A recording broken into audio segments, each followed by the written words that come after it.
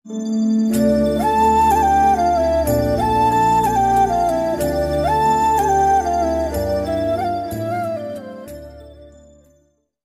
Welcome back to lucky Nari YouTube channel అండి. అందరికీ నమస్కారం. సో ఇవాళ రెసిపీ వచ్చేసి ఎంతో టేస్టీ అయిన రెస్టారెంట్ స్టైల్లో వెజ్ హక్కా నూడిల్స్ ఎలా ప్రిపేర్ చేసుకోవాలో ఈ వీడియోలో తెలుసుకుందామండి. ఈ వెజ్ హక్కా నూడిల్స్ అనేది చాలా ఈజీగా క్విక్గా అయిపోతుందండి.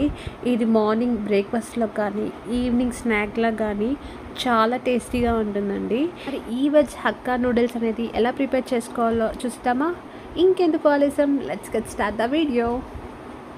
ముందుగా స్టవ్ మీద కడాయి పెట్టేసి దాంట్లో నేను 2 గ్లాసెస్ అనేది వాటర్ అనేది యాడ్ చేసుకుంటున్నానండి.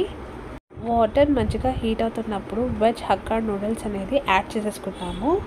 చూసారు కదా, బయట షాప్లో కూడా ఇలా విడిగా దొరుకుతాయండి. ఇప్పుడు మనం యాడ్ చేసేసుకున్నాము. నేను విరచకుండా డైరెక్ట్గా అలాగే ఉండ మొత్తం వేసేసానండి. చూసారు కదా, ఈ విధంగా విడివిడిగా అవుతుంది. 90% మాత్రమే కుక్ చేసుకోండి.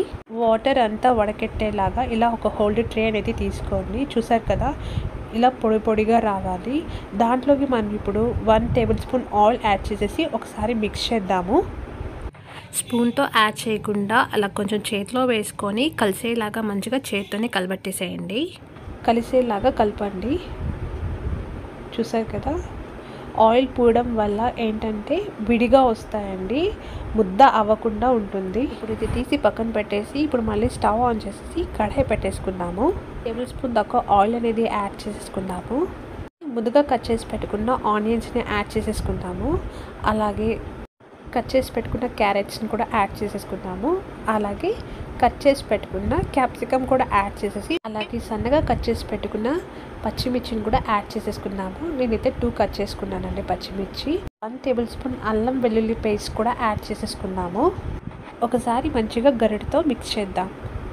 సరే కదా, మంచిగా మిక్స్ అయిపోయాయండి. ఇప్పుడు మనము క్యాబేజీ యాడ్ చేసుకుందాము. క్యాబేజీని మంచిగా కలిసేలాగా గరిటతో ఇప్పుడు కలబెట్టేసేద్దామండి. సరే కదా, మంచిగా కలిసిపోయిందండి. ఇప్పుడు దీంట్లోకి మనం 1 టేబుల్ స్పూన్ పెప్పర్ యాడ్ చేసుకుందాం. అలాగే మీ దగ్గర ఉంటే చిల్లీ ఫ్లేక్స్ని కూడా యాడ్ చేసుకోండి. అలాగే 1 tablespoon soya sauce, 1 tablespoon tomato ketchup, 1 tablespoon స్విజ్నో సాస్. ఇప్పుడు అన్నీ కలిసేలాగా ఒకసారి గరిటతో మంచిగా కలిపెట్టేసిద్దామండి. ఇప్పుడు ముందుగా కుక్ చేసి పెట్టుకున్న హక్కా నూడిల్స్ యాడ్ చేసేసుకొని ఒకసారి గరిటెతో మిక్స్ అయ్యేలాగా మంచిగా కలిపెడతాం. కలిపెట్టేసిన తర్వాత మనం మసాలాని యాడ్ చేసుకుందాము. ఈ మసాలా మనకు బయట షాప్లో అనేది రెడీమేడ్గా దొరికిందండి. వెజ్ హక్కా నూడిల్స్తో పాటు ఈ మసాలా కూడా షాప్లోనే వాళ్ళు అడిగితే ఇస్తారు. నేనైతే 1 ప్యాకెట్ అంతా ఫుల్గా వేసేస్తున్నానండి. అప్పుడు పర్ఫెక్ట్గా సరిపోతుంది. సాల్ట్ కూడా దీంట్లోనే ఉంటుంది. మీకు కావాలంటే కొంచెం స్ప్రింకిల్ చేసుకుంటే సరిపోతుంది. మసాలా అంతా నూడిల్స్కి పట్టేలాగా మంచిగా కలబెట్టేసేయండి. చూసారు కదా, మన నూడిల్స్ అనేది రెడీ అయిపోయిందండి. ఇప్పుడు ఒకసారి టేస్ట్ చేద్దాము. చూస్తుంటేనే చాలా టెంప్టింగ్గా ఉందండి, ఎప్పుడెప్పుడు తినాలా అని చెప్పేసి. టేస్ట్ సూపర్ అండి, సూపర్ అంటే చాలా స్పైసీగా చాలా బాగుందండి. ఒకవేళ మీకు స్పైసీ వద్దు అనుకుంటే మసాలా పౌడర్ తక్కువ వేసుకుంటే సరిపోతుంది. చూసారు కదా, ఇప్పుడు మనము బౌల్లోకి సర్వ్ చేసుకుంటాము. అంతేనండి, చాలా సింపుల్గా క్విక్గా చాలా టేస్టీగా ఉంటుందండి. తప్పకుండా ట్రై చేసి ఈ రెసిపీ మీకు ఎలా వచ్చిందో నాకు కామెంట్లో చెప్పండి. మీకు ఇంకా ఏదైనా డిఫరెంట్గా రెసిపీస్ కావాలన్నా నాకు కామెంట్లో ట్యాగ్ చేయండి. ఇప్పుడు దాకా మన ఛానల్ని ఎవరైతే సబ్స్క్రైబ్ చేసుకోలేదో please do like, share and subscribe to my YouTube channel.